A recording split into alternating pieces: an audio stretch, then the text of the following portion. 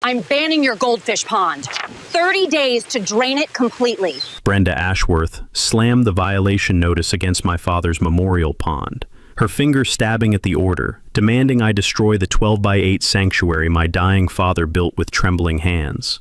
Health hazard, she sneered, nose wrinkling at the gentle waterfall. This backyard swamp is ruining property values for everyone. I watched her designer heels click away from the legally permitted pond that had existed since 1998. 3 houses down, my neighbor's above-ground pool leaked green sludge into the street. 0 violations. Funny how that worked. But here's what Brenda didn't know. I was about to turn her worst nightmare into my greatest weapon. My goldfish weren't the only ones living in that pond. And what I did next made it legally impossible for any HOA to touch it, ever. Comment below with your worst HOA story. Mine involves turning the tables on a neighborhood dictator. Let me back up and tell you how this war started. My name's Cove Donnelly, 52 years old, recently retired from 30 years building Caterpillar engines. When most guys my age are planning fishing trips, I was planning my father's funeral. Big Jim Donnelly had a stroke last spring, 81 years old, tougher than a $2 steak, but blood clots don't negotiate.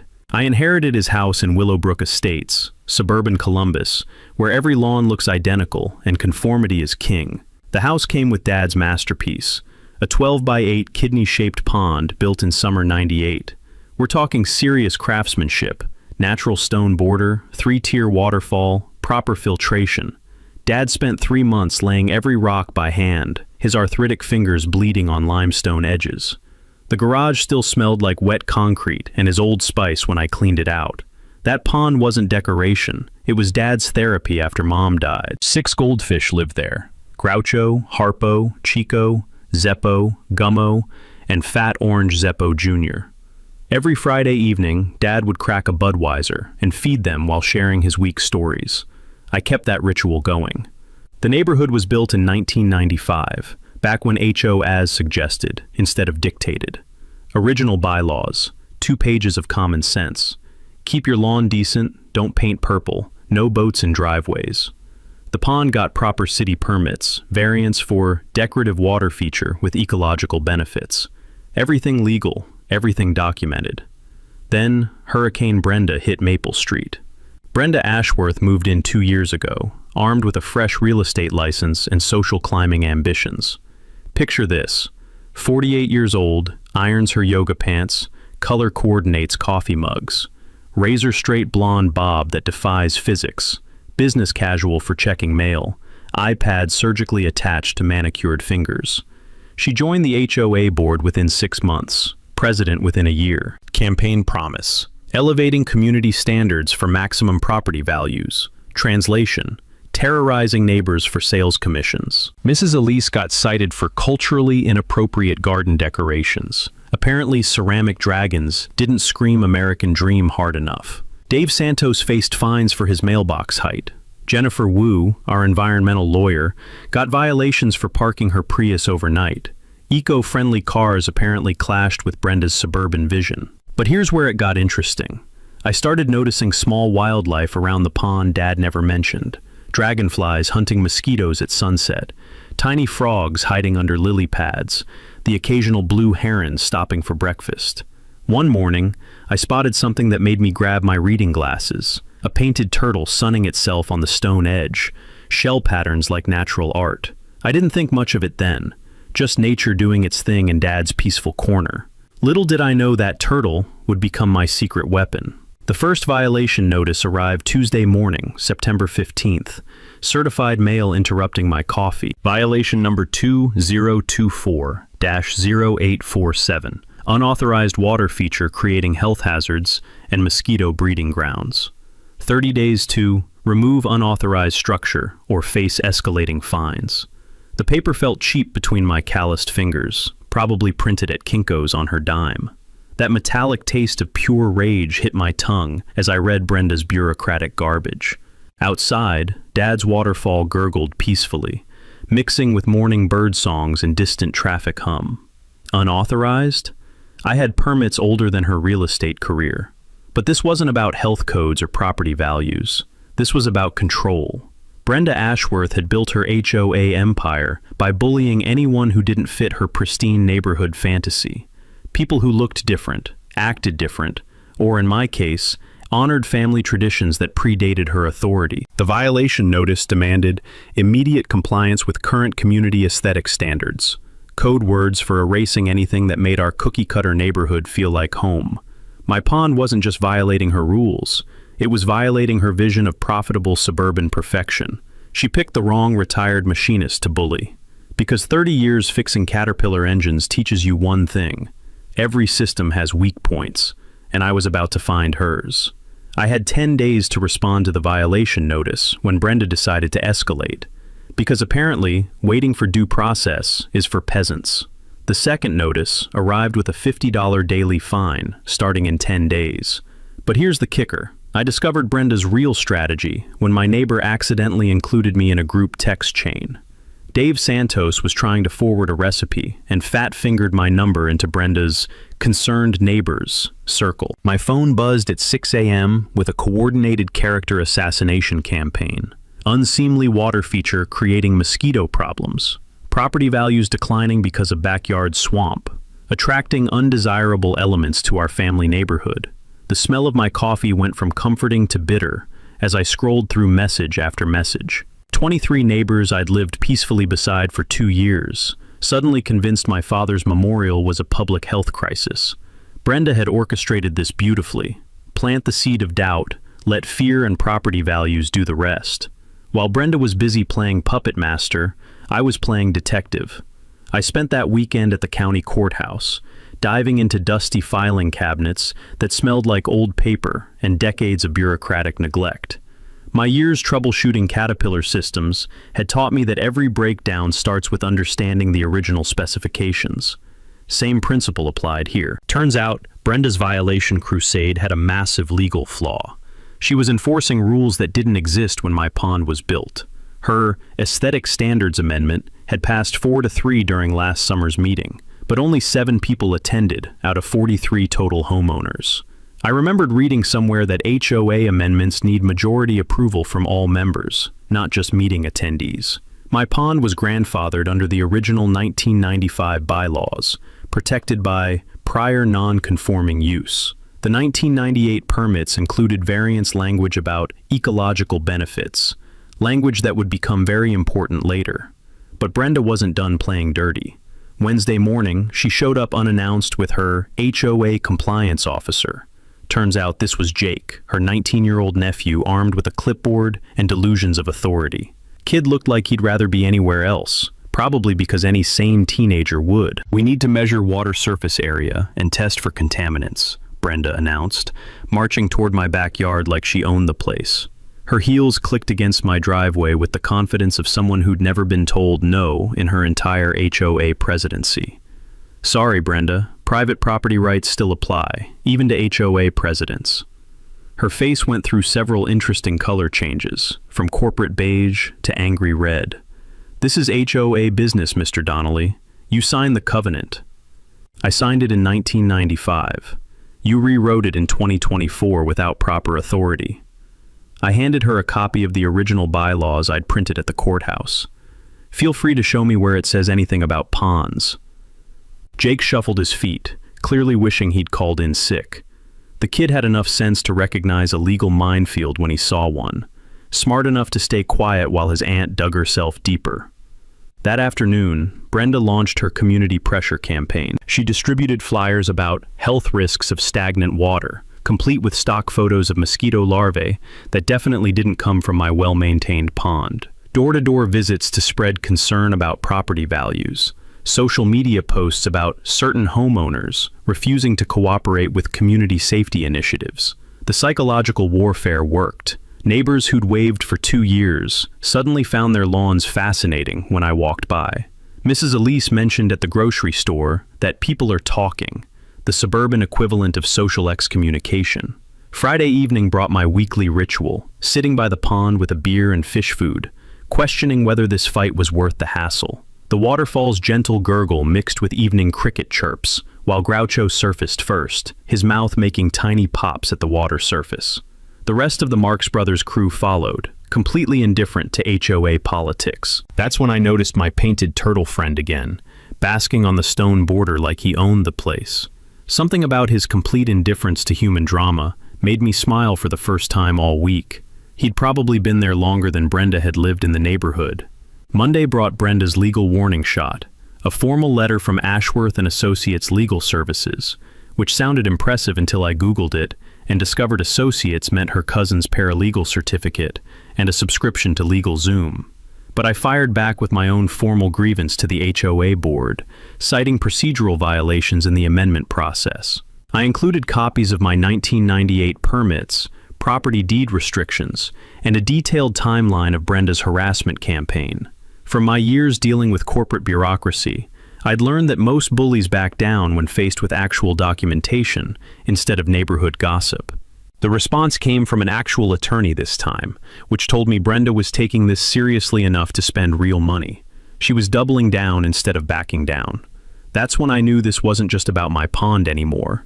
This was about power, control, and whether one person could rewrite the rules to suit their agenda. Brenda had declared war on the wrong retired machinist. Time to show her what 30 years of troubleshooting had taught me about finding weak points in broken systems. Brenda's next move proved she wasn't just petty, she was smart, and that made her dangerous. She hired an environmental consultant to inspect my pond. I use quotes because this guy turned out to be Rick's Landscape Services, with a clipboard and a biology degree from Google University. But the official-looking report fooled the HOA board. Potential mosquito breeding site despite homeowners' weekly maintenance protocols. The HOA board voted 3-2 to uphold the violation. Brenda controlled 2 other votes through various neighborhood favors and unspoken threats. I'd seen her helping Mrs. Patterson with her grocery bags right before the meeting. Financial pressure ramped up. Fines increased to $100 daily, retroactive to the original notice date. $3,000 and counting. While Brenda played political games, I was doing my homework. Late-night internet research revealed something that made my blood boil hotter than overheated engine coolant. Brenda wasn't targeting my pond out of spite, she was targeting it for profit. Her real estate listings featured our neighborhood at premium prices, marketing materials boasting pristine community standards and rigorous aesthetic compliance. My father's memorial pond appeared in her sales pitch as an example of what buyers wouldn't have to tolerate. Digging deeper, I found her previous neighborhood's homeowner forums. Story after story of systematic harassment. Elderly residents bullied over garden choices. Families targeted for non-conforming decorations. Calculated cruelty disguised as property value protection. One post called her a real estate terrorist who monetizes neighborhood misery. The metallic taste of rage filled my mouth as the truth hit me. This woman was profiting off destroying my father's memory. But discovery revealed something else. I wasn't her only victim. Dave Santos mentioned his wife's garden club troubles, but I hadn't connected the dots. Jennifer Wu's Prius violations weren't random harassment. Brenda was systematically targeting anyone who didn't fit her white-bread suburban fantasy. Time to build a coalition. Dave turned out to be a goldmine of intelligence. Over beers in his garage, surrounded by the familiar smell of motor oil and old leather work gloves that reminded me of Dad's workshop, he confirmed my suspicions. Brenda had threatened his wife's garden club membership over non-compliance issues. Maria Santos's vegetable garden was apparently inconsistent with ornamental landscaping standards. She's got everyone walking on eggshells, Dave said, the bitter taste of defeat in his voice. Remember the Hendersons? Moved out last month rather than fight her basketball hoop violation. Said it wasn't worth the stress. Jennifer Wu became our third ally, offering legal advice over coffee at her kitchen table, covered with law books that smelled like library dust and determination. She'd been researching HOA authority since her own violation notices started piling up. Here's what's fascinating, Jennifer said, pointing to a highlighted passage. Ohio has specific protections for beneficial ecosystems, even on private property. If your pond supports native species, that triggers different regulations entirely. I started documenting the pond's ecosystem more carefully. Daily photo logs revealed what Dad probably never noticed. Dragonflies hunting mosquitoes at sunset, small frogs managing insect populations, beneficial bacteria keeping water crystal clear. Most importantly, during my morning coffee ritual, I spotted something that made my heart skip. My painted turtle friend had company. A second shell pattern, slightly smaller, basking on the opposite stone. Jennifer's eyes lit up when I showed her the photos. Painted turtles are protected under state conservation guidelines. If you're supporting a breeding population, she trailed off, but I could see the legal wheels turning. From my years fixing broken systems, I knew that sometimes the solution comes from an unexpected angle. While Brenda was focused on HOA bylaws, maybe I needed to think bigger, federal bigger. But Brenda wasn't waiting for my counterattack. I came home from the hardware store to find her standing in my backyard with a garden hose, literally stealing water from my father's memorial to fill her own flower beds. The sight of this woman draining Dad's pond made my hands shake with pure fury. "What the hell are you doing?" "Emergency mosquito abatement," she said without shame, designer heels sinking into my wet grass. "Health code enforcement. Get off my property, now." "This is community business, Cove. Your stubborn refusal to cooperate has forced my hand." Officer Martinez arrived to find Brenda still holding the hose, arguing that HOA authority superseded basic property rights. Watching her explain to a bemused cop why she could drain my pond was almost worth the violation fines. Almost. The police report noted no legal authority for HOA presidents to access private property without consent. Small victory, but it established the paper trail that would become crucial later. That evening, sitting by my slightly depleted pond, while crickets chirped their evening song, I realized Brenda had made a critical error. She'd escalated from bureaucratic harassment to actual crime. The woman who claimed to protect property values had just violated the most basic property right of all. She'd also shown me something else. She was desperate enough to break laws. Which meant my research into federal wildlife protection wasn't just interesting, it was survival. Because if Brenda wanted to play hardball, I was about to introduce her to the major leagues. Brenda's desperation hit full throttle when she discovered my federal wildlife research through city clerk records. Apparently my FOIA requests weren't as private as I'd hoped. Her panic response was swift and stupid. An emergency HOA meeting about the immediate health crisis posed by my pond. The meeting notice, delivered with fire drill urgency, warned about escalating mosquito-borne disease risks and potential community liability. She even invited city code enforcement to educate residents about water feature regulations, which backfired when I discovered the city had zero restrictions on residential ponds under 500 square feet. Better yet, they actively encouraged wildlife-supporting water features as environmental sustainability initiatives. The petition she circulated, demanding immediate removal of unauthorized structures, collected 18 signatures from neighbors who'd never seen my pond but trusted her authority. The acrid smell of desperation clung to her like burnt coffee. While Brenda panicked, I methodically built my case. 3 weeks of city council meetings taught me actual municipal regulations instead of Brenda's fantasy rules. Jennifer Wu's wildlife survey revealed something extraordinary. My pond wasn't just supporting painted turtles. It hosted native salamanders, beneficial insects, and seasonal visits from migratory waterfowl. Those blue herons I'd been photographing weren't just pretty birds. They made my pond federally significant under the Migratory Bird Treaty Act. Any habitat supporting protected waterfowl, even temporarily, triggered federal oversight that could trump local regulations entirely. But the real breakthrough came from an unexpected ally. Mrs. Elise, exhausted by walking on eggshells around Brenda, revealed something explosive during our chance grocery store encounter. "I saw her coaching that environmental man," Mrs. Elise whispered, her voice trembling with nervous energy. She showed him exactly what violations to write down. The whole inspection was fake. That revelation opened floodgates of neighborhood intelligence. Dave Santos confirmed suspicious patterns. Every contractor Brenda recommended kickbacked money to her real estate business. Her nephew Jake wasn't just enforcing violations. He was collecting $500 monthly from HOA funds as a community compliance specialist. The woman had turned our association into her personal ATM. Armed with this intelligence, I started connecting corruption dots that would make a federal prosecutor drool. But Brenda was past caring about legal niceties. Tuesday morning, I woke to the chemical stench of chlorine burning my nostrils before I even reached the back door. My pond water had turned cloudy gray, dead goldfish floating among lily pads like orange accusations. The empty bleach bottle bobbing near the waterfall told the whole story. Zeppo Jr., Dad's favorite, struggled near the surface, his vibrant scales dulled by chemical poisoning. My hands shook with rage as I scooped dying fish into buckets of clean water, desperately trying to save what remained of 6 years of careful ecosystem balance. The painted turtles had vanished, either dead or smart enough to escape before the poison spread. This woman had just committed ecological murder to protect her property values. But Brenda made one fatal mistake. I'd installed a trail camera after her previous trespassing. The infrared footage was crystal clear.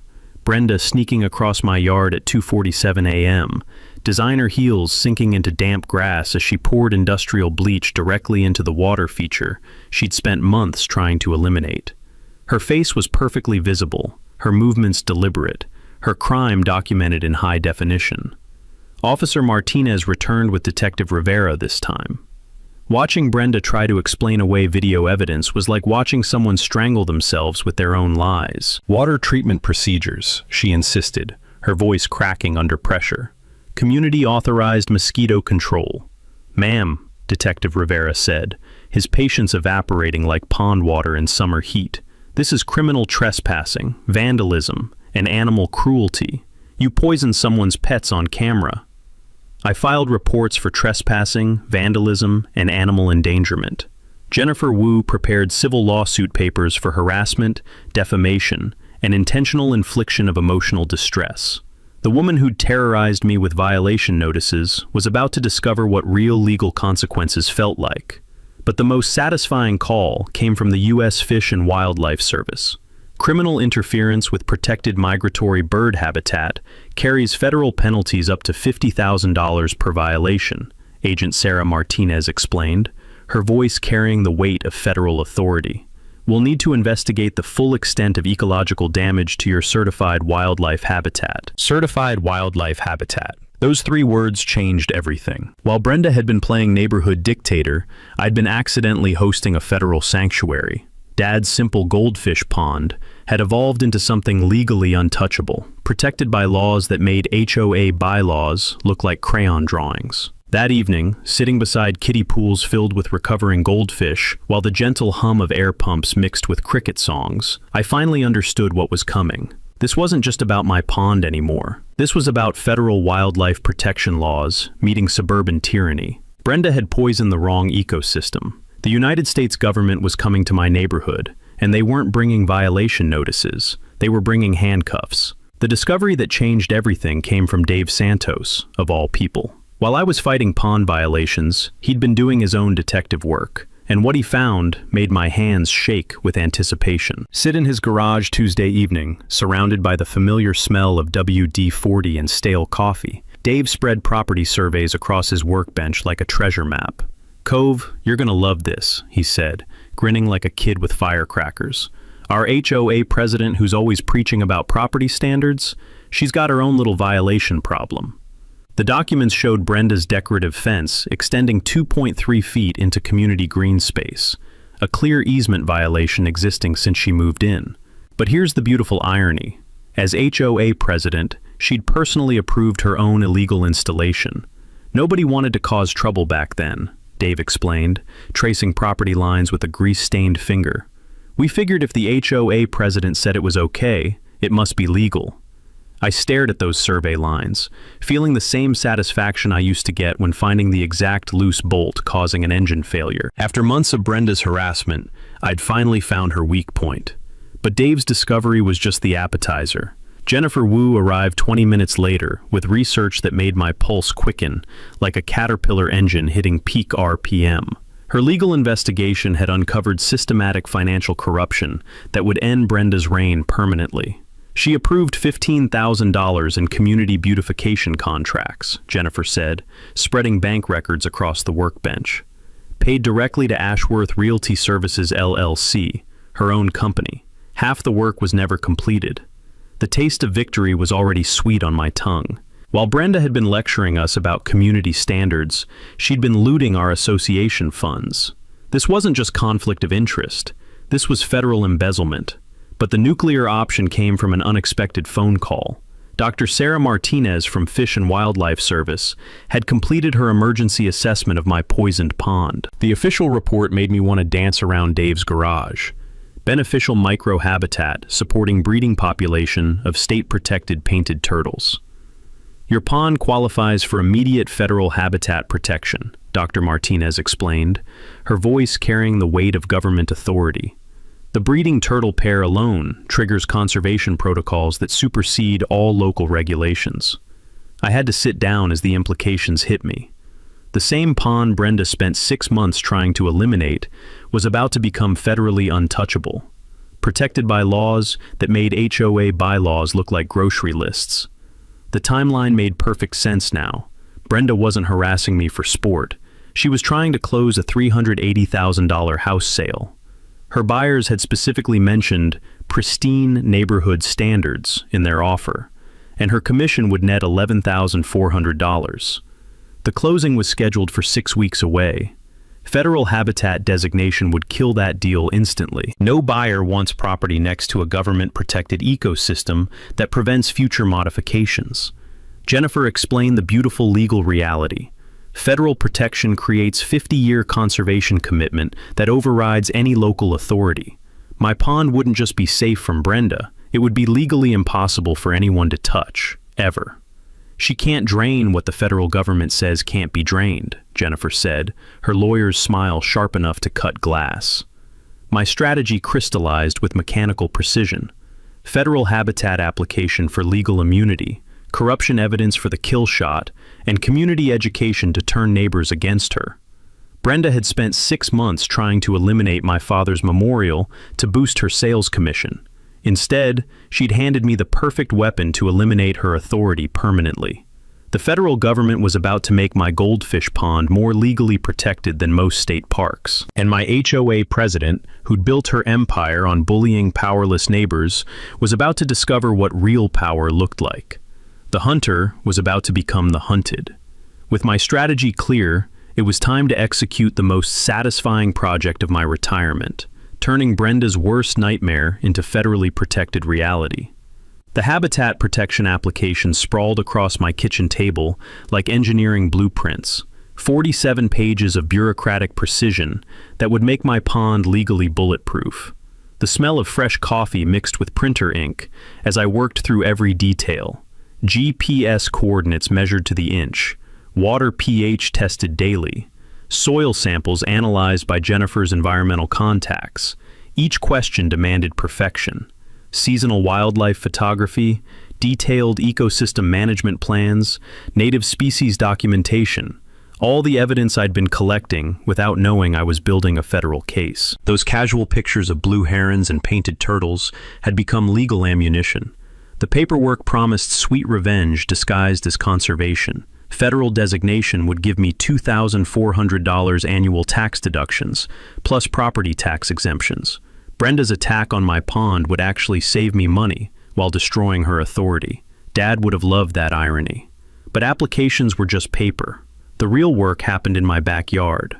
Weekend mornings became habitat construction projects that felt like honoring Dad's memory, while simultaneously building Brenda's destruction. I installed native Ohio plants around the pond perimeter. Wild bergamot for bees, cardinal flower for hummingbirds, blue flag iris for dragonflies. The familiar bite of shovel into earth and the rich smell of fresh mulch brought back memories of working alongside Dad in his garden. Each plant was strategically chosen to support the interconnected ecosystem federal protection required. Creating turtle luxury resorts from salvaged caterpillar parts, precision-cut aluminum, and weatherproof bolts that would make federal inspectors smile with approval. The satisfying whir of my drill, mixed with water trickling over stones, creating a symphony of preparation. Meanwhile, Dave Santos launched our Neighborhood History Project, intelligence gathering disguised as community nostalgia. His cover story about documenting local development gave us perfect excuse to interview residents about Brenda's harassment patterns. The stories poured out like water through a broken dam.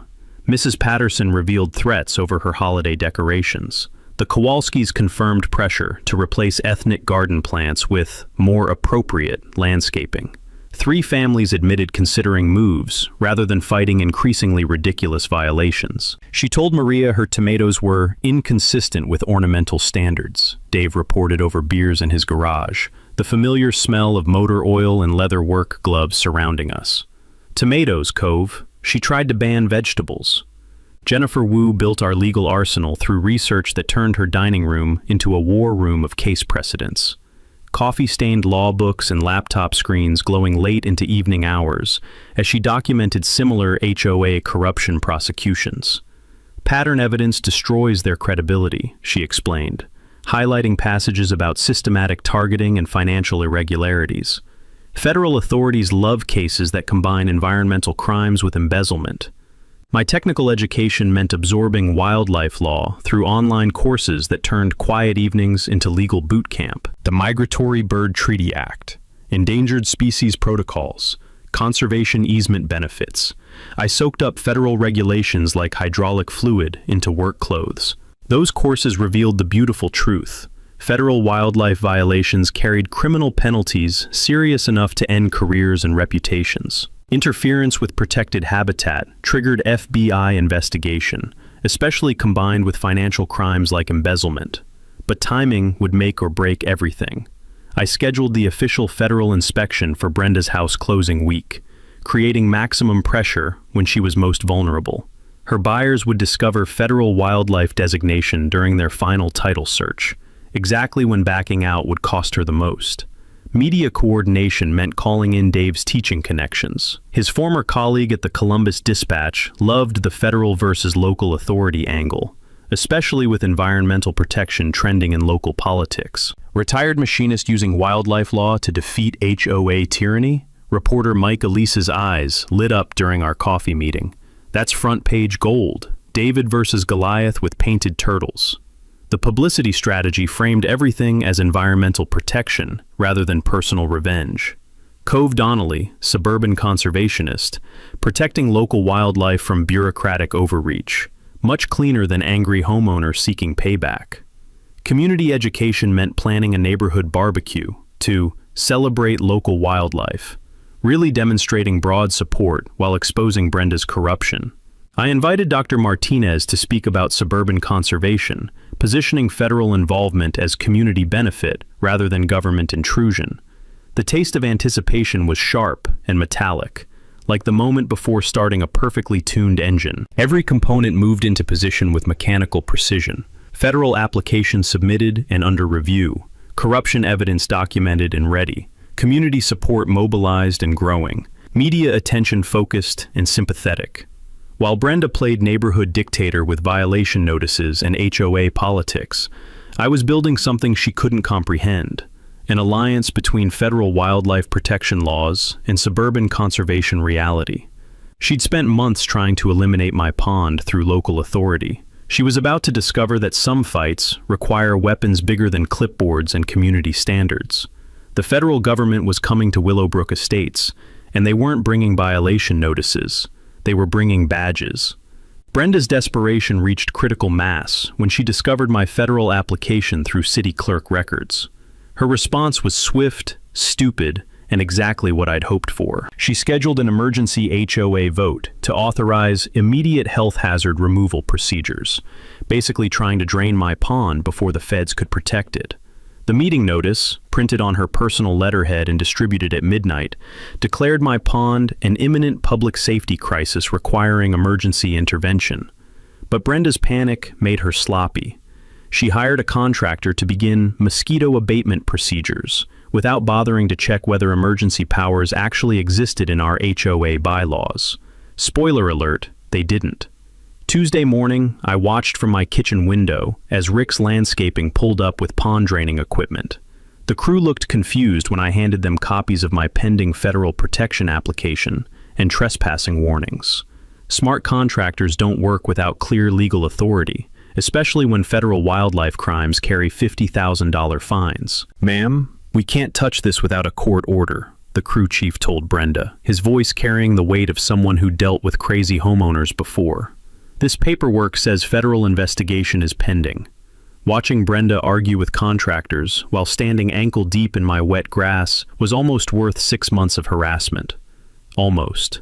She lost her deposit when they packed up and left, but more importantly, she'd shown the neighborhood exactly how desperate she'd become. That night brought her most spectacular mistake yet.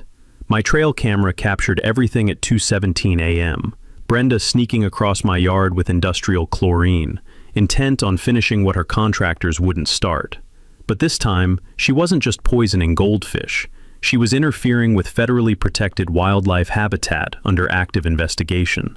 The video showed her pouring bleach directly into water that housed painted turtles covered by federal conservation protocols. What had been trespassing and animal cruelty 6 months ago was now a federal crime with prison time attached. I called Agent Martinez before calling local police. "Ma'am, we need to treat this as criminal interference with protected wildlife habitat," she said, her voice carrying new urgency. "Federal marshals will coordinate with local authorities on evidence collection." Officer Rivera arrived with federal backup, 2 serious-looking agents who treated my backyard like a crime scene. Watching them photograph bleach residue and collect water samples while Brenda stood in handcuffs was the kind of satisfaction that 30 years of fixing broken systems had trained me to appreciate. "This is harassment," Brenda screamed as they loaded her into the patrol car. "He's the one violating community standards." "Ma'am," Agent Martinez replied calmly, "federal wildlife protection supersedes all local regulations. You've just committed a federal crime on camera." But Brenda's legal troubles were just beginning. While she spent Tuesday night in county lockup, Jennifer Wu filed our civil harassment lawsuit, complete with 6 months of documented violations, financial corruption evidence, and now federal wildlife interference charges. The Columbus Dispatch ran the story Wednesday morning. HOA president arrested for poisoning protected wildlife habitat. The article included my trail camera footage and interviews with federal agents explaining wildlife protection laws. Suddenly, our neighborhood drama was regional news. 3 more homeowners came forward with Brenda harassment stories, creating a pattern of systematic abuse that federal prosecutors love. Mrs. Kim revealed Brenda had threatened her over culturally inappropriate landscaping. The Johnsons confirmed pressure to remove their children's playground equipment for aesthetic violations. "She told me my vegetable garden attracted undesirable elements," Maria Santos told the reporter, her voice shaking with suppressed anger. What she really meant was it attracted Mexicans. Jennifer Wu documented everything for our expanding class action harassment suit. Pattern evidence of discriminatory enforcement strengthens federal civil rights violations, she explained, her legal mind already calculating damages. But the most satisfying development came from an unexpected source. The Ohio Department of Natural Resources contacted me directly about expanding my habitat protection to include the entire stormwater retention area behind our neighborhood. "Your pond sits at the headwaters of Willow Creek," Dr. Sarah Kim explained during her site visit. "Federal protection here could trigger watershed conservation that covers 3 square miles of suburban development. 3 square miles. That included Brenda's house, her buyer's property, and half the neighborhood she'd terrorized with violation notices. Federal watershed protection would make future development virtually impossible, killing property values for the very buyers she'd poisoned my pond to attract." While Brenda sat in jail explaining federal wildlife crimes to public defenders, I was accidentally becoming the focal point of regional environmental conservation. My father's simple goldfish pond had evolved into the legal foundation for protecting an entire suburban ecosystem. That evening, feeding my surviving goldfish while federal signs marked my property boundaries, I finally understood the beautiful irony. Brenda's desperate attempt to eliminate my pond for a real estate commission had triggered federal intervention that would protect thousands of acres from future development. She'd tried to destroy one small sanctuary and accidentally created a massive one. Federal agents were coming back Thursday with watershed expansion paperwork. Brenda's buyers were backing out Friday, and I was about to become the most federally protected homeowner in suburban Ohio. The hunter had definitely become the hunted. Brenda's nuclear response to federal wildlife charges proved that cornered real estate agents are more dangerous than wounded bears. She filed a lawsuit against me for willful violation of community standards with malicious intent to harm neighborhood property values. The filing sought $50,000 in damages, plus forced pond removal, claiming my federal protection application was fraudulent misrepresentation designed to circumvent legitimate HOA authority. Watching her represent herself in federal court to save legal costs during her collapsed house sale was like watching someone juggle chainsaws while riding a unicycle. Entertaining, but clearly ending in disaster. Her legal filing became public record, which exposed her financial desperation to every potential buyer in the county. Real estate agents started avoiding her calls when they discovered she was facing federal wildlife charges and embezzlement investigations. But Brenda's biggest mistake was attacking me while federal agents were building their case. My coalition of neighborhood allies had grown from 3 households to 15 families willing to testify about systematic harassment. Dave Santos organized evening meetings in his garage, the smell of motor oil and fresh coffee mixing with the sound of neighbors finally sharing their Brenda horror stories. She cited me for excessive ethnic decorations during Diwali, Mrs. Patel revealed, her voice trembling with remembered humiliation. Said the colored lights violated community aesthetic standards. Jennifer Wu documented everything, building a federal civil rights case that would make Brenda's legal problems exponentially worse. Systematic targeting based on ethnicity, religion, and economic status, she explained, highlighting relevant passages in federal housing discrimination law. This isn't just HOA overreach, it's constitutional violations. Meanwhile, my federal wildlife protection moved through bureaucratic channels with surprising speed. Agent Martinez explained that environmental crimes during active federal investigation triggered expedited processing. Your habitat application just became Exhibit A in a federal wildlife interference case, she said during Thursday's site visit. That makes approval basically automatic. The irony was perfect. Brenda's attempt to poison my pond had fast-tracked the federal protection she'd tried to prevent.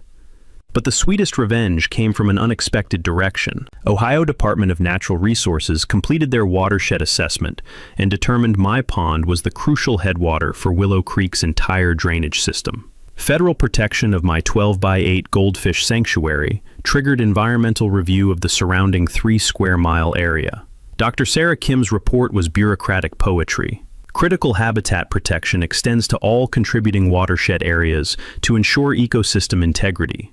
Translation: Brenda's house, her buyer's property, and most of our neighborhood were about to become federally regulated conservation zones. New construction would require federal environmental impact studies. Home modifications needed wildlife habitat assessments. Even lawn chemicals would be restricted to protect downstream water quality, feeding my protected pond. Brenda's house sale didn't just collapse, it became legally impossible. Her buyer's planned additions violated federal watershed protection guidelines that didn't exist when they made their offer. Their attorney withdrew from the transaction faster than a mechanic dropping a hot wrench. The $380,000 sale that had motivated 6 months of harassment was dead, taking her $11,400 commission with it. But federal agents weren't done building their case. Financial investigation revealed Brenda's embezzlement was more extensive than we'd discovered. She'd diverted $38,000 from HOA accounts over 2 years, paying her family members for imaginary services while billing residents for work that was never completed. This is organized fraud, Detective Rivera explained during his follow-up interview. Using postal services to submit false invoices makes it federal mail fraud. Combined with wildlife interference, she's looking at serious prison time. The neighborhood rebellion reached critical mass when 6 more families formally petitioned to remove Brenda as HOA president. The special meeting called to vote on her removal packed our community center beyond capacity. 63 residents in a room designed for 40. Mrs. Elise organized what she called a neighborhood unity gathering, which was really an anti-Brenda strategy session, disguised as a potluck dinner. The smell of homemade tamales, Korean barbecue, and Polish pierogi filled the air as neighbors who'd been afraid to speak finally shared their stories. She made our children feel unwelcome in their own neighborhood, Maria Santos told the crowd, her voice carrying the weight of accumulated frustration. No one should have that kind of power over families. The vote wasn't even close, 47-3 to remove Brenda immediately, with only her sister and 2 business associates supporting her continued presidency. A second motion passed, creating financial oversight committees to audit all HOA expenditures and prevent future corruption. But the most satisfying moment came when Federal Wildlife Service representatives arrived during the meeting to present my official habitat protection certificate. Federal designation prohibits any alteration, removal, or interference with this protected ecosystem, Agent Martinez announced to the packed room. Violations carry penalties up to $50,000 per incident and possible federal prison sentences. Brenda sat in the back row, her designer clothes wrinkled from jail time, watching federal agents make her 6-month crusade officially impossible. That certificate didn't just protect my pond. It protected my neighborhood from future Brendas who might mistake HOA authority for actual power. The special emergency HOA meeting that would end Brenda's reign was scheduled for Thursday evening, and the community center had never seen anything like it. 67 residents packed into a room designed for 40, with Columbus Dispatch reporter Mike Elise and Channel 6 news crews setting up cameras near the front. The air hummed with nervous energy, and the smell of too many people crowded into too small a space, like electricity building before a summer thunderstorm. Brenda arrived 20 minutes late in her damaged Lexus. Someone had keyed "Pond Killer" into the driver's side door in neat block letters. She walked through the crowd like she was crossing a minefield, her designer heels clicking against linoleum, while neighbors she'd terrorized for 2 years watched her every step. This emergency meeting will address the manufactured crisis created by certain residents who refuse to respect community standards, she began, her voice cracking under pressure as she called the meeting to order. Camera crews zoomed in on her face while she accused me of destroying neighborhood harmony through environmental extremism. The irony was beautiful. She was calling me an extremist while facing federal wildlife charges. Mr. Donnelly has manipulated federal bureaucrats into believing his backyard swamp deserves government protection, she continued, pointing at me like I was personally responsible for everything wrong in suburban America. This fraudulent designation threatens every homeowner's property rights. Dave Santos requested permission to respond to these accusations, his voice carrying the authority of a retired teacher who'd spent 30 years dealing with classroom bullies. Actually, Brenda, I think Cove has something relevant to show everyone, he said, gesturing to the federal documents I'd brought. I stood slowly, savoring the moment I'd been planning for 6 months. The room fell silent, except for the soft whir of news cameras and the distant hum of fluorescent lights. As of yesterday morning, I announced, unfolding the official certificate, this pond is federally protected turtle habitat under United States Fish and Wildlife Service designation. The room erupted in murmurs and whispers as I held up the document for cameras to record. Brenda's face drained from corporate beige to hospital white as the legal implications hit her like cold pond water. Federal designation means this habitat cannot be altered, removed, or interfered with under penalty of federal law, I continued, my voice steady with the confidence of someone holding unbeatable cards. Violations carry fines up to $50,000 and possible federal prison sentences. But I wasn't done destroying her authority. Jennifer Wu stood next, spreading financial documents across the meeting table like evidence at a trial. While we're discussing community standards, perhaps residents should know about systematic financial irregularities in HOA management. The evidence was damning. $38,000 in fraudulent payments to Brenda's family members, contracts awarded to her business without competitive bidding, community funds diverted for personal use. 2 years of systematic looting, disguised as neighborhood improvement. This isn't just poor management, Jennifer explained to the room full of cameras and increasingly angry neighbors. This is criminal embezzlement of community funds. Brenda's desperate defense only made things worse. These accusations are fabricated by disgruntled residents who refuse to follow legitimate community standards. "Ma'am," came a voice from the back of the room, "are you claiming federal wildlife protection laws are illegitimate?" Everyone turned to see Agent Martinez entering the community center, her federal credentials visible on her jacket.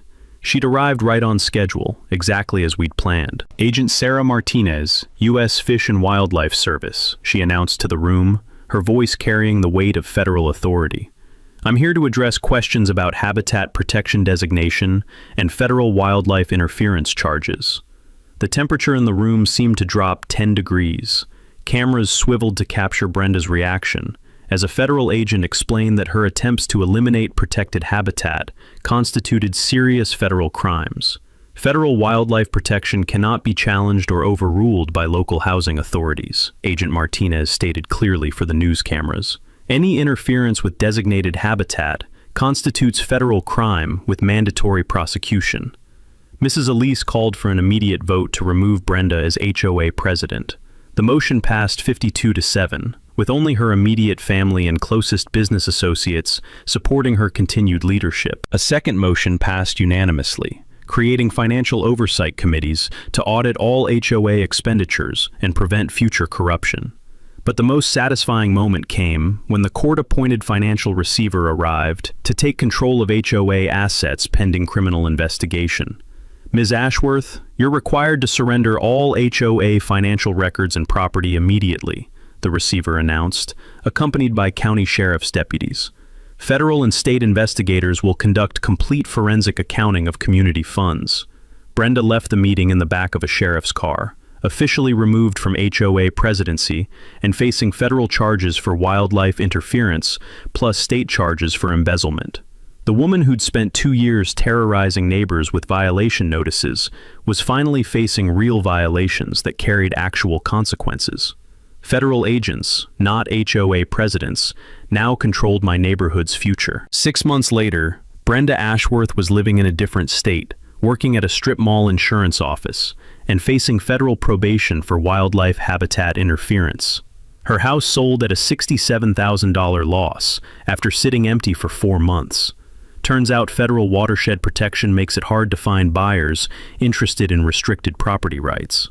The criminal charges were settled through plea bargain, 2 years probation, $15,000 restitution to the HOA, and permanent prohibition from holding any homeowner association office anywhere in Ohio.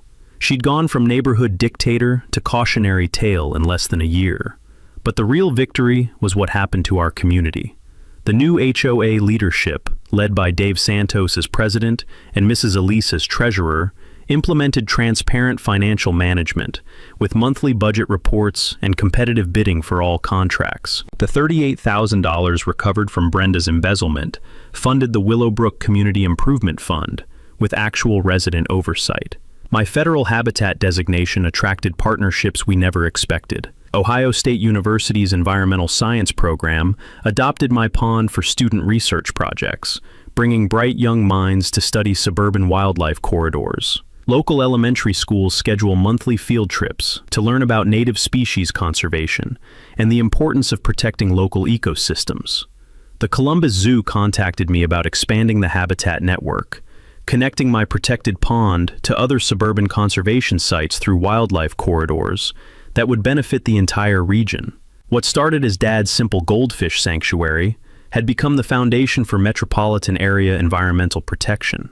Property values actually increased 12% over the following year. Turns out federal environmental designation creates prestige that attracts eco-conscious buyers willing to pay premium prices for conservation community living. The same habitat protection Brenda had fought to prevent became our neighborhood's most valuable selling point. My personal healing came in unexpected ways. The Friday evening ritual continued, but now I shared it with visitors from the university, neighborhood kids learning about turtle behavior, and fellow conservation volunteers who'd become genuine friends. Zeppo Jr. and the surviving Marx brothers thrived in their federally protected home, joined by an expanding painted turtle population that now numbered 8 adults plus seasonal hatchlings. Dr. Martinez's quarterly inspections confirmed the ecosystem was flourishing beyond anyone's expectations. The conservation easement provided ongoing financial benefits, $2,400 annual tax deductions, plus property tax exemptions that saved more money than Brenda's fines would have cost. Fighting her tyranny had accidentally secured my retirement finances while protecting the environment.